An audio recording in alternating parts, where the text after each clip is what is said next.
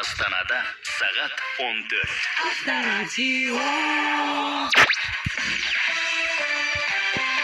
Авторадио Қазақстанның ақпарат қызметі. Қайырлы күн, эфирде жаңалықтар, студияда Айжан Алмасқызы. Трендке айналған жүзімді денсаулық сақтау министрлігі зертханаға тексеруге жіберді деп хабарлайды КТК арнасы. Нутрициологтар оның құрамындағы қант өзіміздің оңтүстікте өсірілген жүзімнен әлдеқайда көп дейді. Өткен айда Таиланд зертханаларында Шайын муската жүзімінің 24 сынамасы тексеріліп, оның 23-де олы химиялық қалдықтар табылған.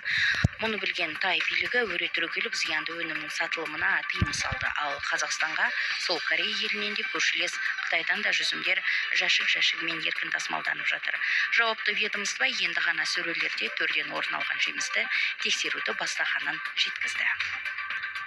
Елордалық полицейлер логистикалық сайттарды мониторингілеу кезінде жүк тасымалдау саласындағы алаяқтық фактісін анықтаған. Жедел шаралар барысында 28 және 31 жастағы екі ер адам ұсталып, полицияға жеткізілді. Бұл туралы Астана полиция департаментінің баспасөз қызметіне сілтеме жасаған Қазнұр Кесет хабарлайды.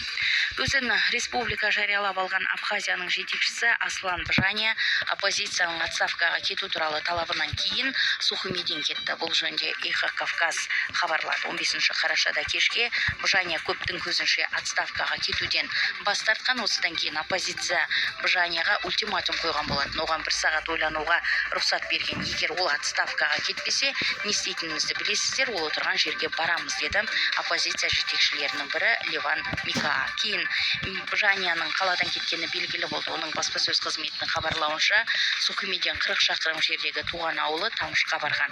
Оппозицияның мәліметінше Бжания Ресейдің әскери бөліміне баруы әбден мүмкін. Егер президент таңға дейін байланысқа шықпаса, парламент форум арқылы оны қызметтен алу мәселесін шешуі керек деді Мика.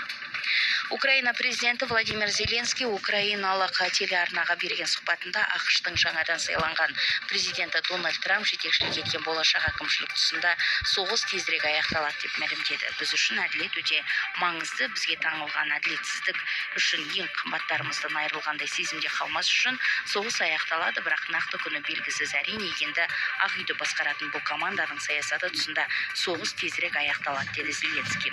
Кремльдің баспасөз хатшысы Дмитрий Песков журналистерге Дональд Трамптың қазіргі әкімшіліктен айырмашылығы ол Ресейге стратегиялық соққы жасаймын деп айтпайды деген. Осы және өзге де жаңалықтар келесі сағатымызда. Айжан Алмасқызы, бұл Авторадио Қазақстан. Ауа райы болжамы.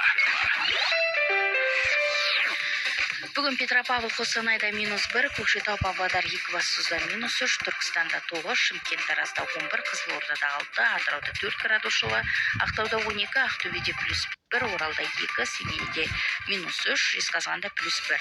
Қарағанды мен Теміртауда 5 градус суық, Балқашта 0-ді көрсетуде, Талдықорғанда +4, Астанада 6 градус суық, Алматыда 5 градус жылы.